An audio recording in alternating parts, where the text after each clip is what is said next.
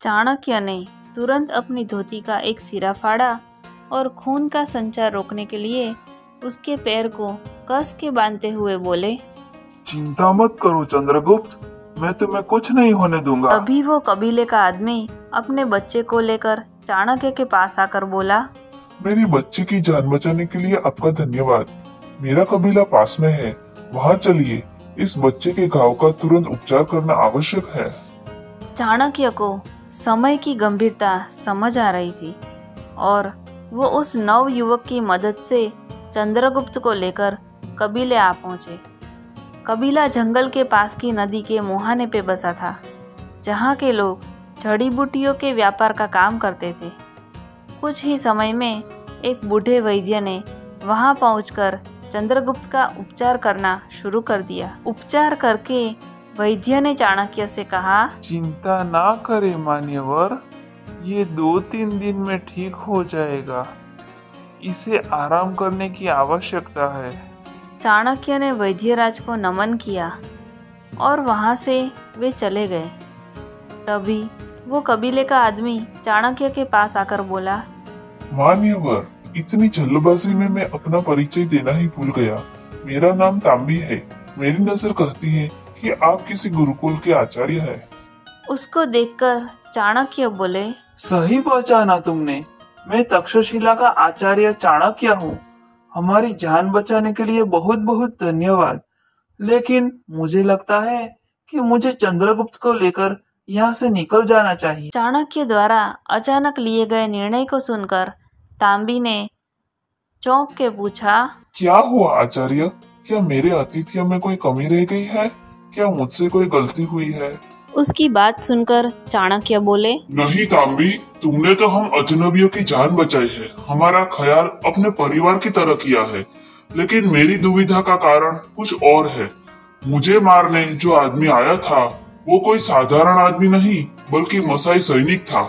मगध ही ऐसा एक राज्य है जहाँ गुप्त हत्या करवाने के लिए मसाई सैनिकों का इस्तेमाल किया जाता है और ये मसाई सैनिक अपने लक्ष्य को पूर्ण किए बगैर रुकते नहीं।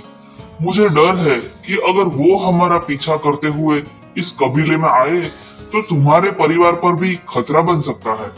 ये सुन तांबी ने हाथ जोड़े और बोला, आचार्य, आप हमारे अतिथि हैं और आप चंद्रगुप्त के ठीक होने तक निश्चिंत होकर यहीं रहे। रही बात सुरक्षा की, तो उसकी जिम्मेदारी आप हम पर छोड़ दीजिए। मैं आश्वासन देता हूँ कि किसी को कुछ नहीं होगा। चाणक्य उसकी बात सुनकर मुस्कुराए और फिर चंद्रगुप्त के हाल जानने के लिए घर के अंदर चले गए।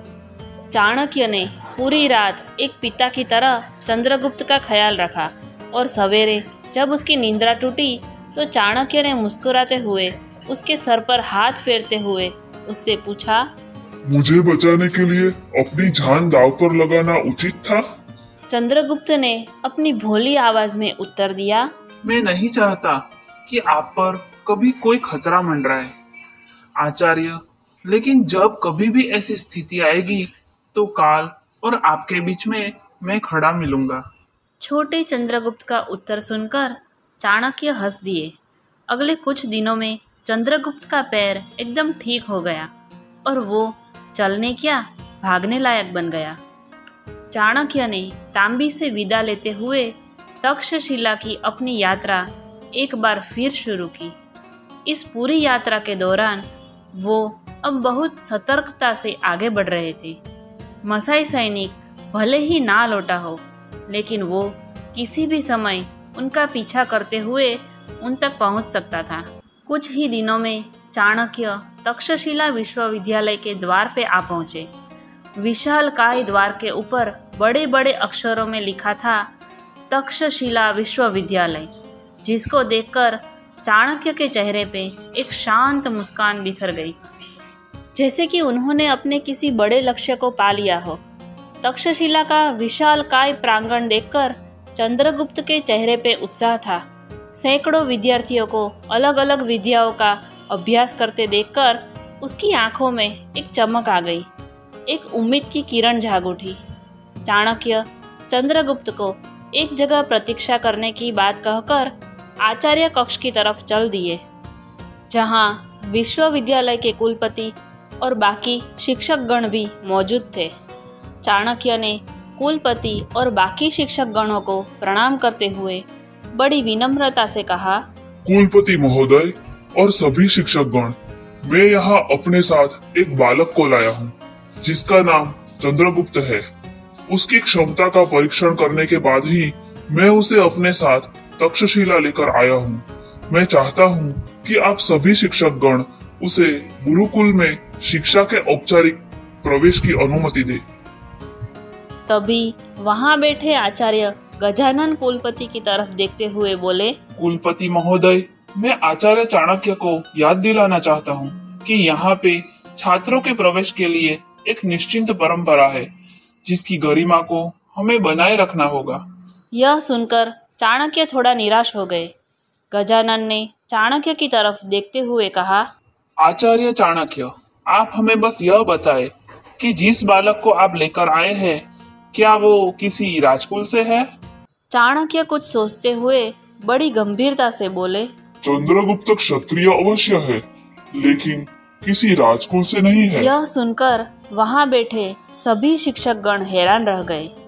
गजानन कुलपति की तरफ हैरानी से देखते हुए बोले, फिर उसे कैसे प्रवेश मिल सकता है आचार्य? चाणक्य ने पलटवार करते हुए कहा। उसके गुणों के आधार पर। गजानन चाणक्य की तरफ मुड़ते हुए कुछ बोलने को हुए, लेकिन चाणक्य उनको बीच में ही टोकते हुए बोले, बात यही है आचार्य, यह विश्वविद्यालय, यह गुरुकुल की गरिमा, यहाँ का ज्ञान है। ज्ञान ही तक्षशिला की पहचान है जो हम सभी यहाँ आने वाले छात्रों को देते हैं। और आचार्य, मुझे लगता है ज्ञान प्राप्ति का अवसर सभी को समान रूप से मिलना चाहिए। गजानन ने कटाक्ष करते हुए कहा, आचार्य चाणक्य, आप यहाँ की परंपराओं को तोड़ने की कोशिश कर रहे हैं। समय के साथ पुरानी परंपराओं से ऊपर उठना पड़ता है आचार्य, उनको तोड़ के नए नियम गढ़ने पड़ते हैं। आपको तो ज्ञात होगा कि सीधे वृक्ष सबसे पहले काटे जाते हैं। और रही बात इस बालक की, तो कौन जानता है कि ये कल पूरे भारतवर्ष का नेतृत्व करे। उसे अपनी योग्यता के आधार पर सीखने का अवसर देना हमारा कर्तव्य है, लेकिन फिर भी मुझे कुलपति का अंतिम निर्णय मान्य होगा। तभी वहां बैठे आचार्य गजानन कुलपति की तरफ देखते हुए बोले, कुलपति महोदय, मैं आचार्य चाणक्य को याद दिलाना चाहता हूँ कि यहाँ पर छात्रों के प्रवेश के लिए एक निश्चित परंपरा है। आगे देखने के लिए सब्सक्राइब करें।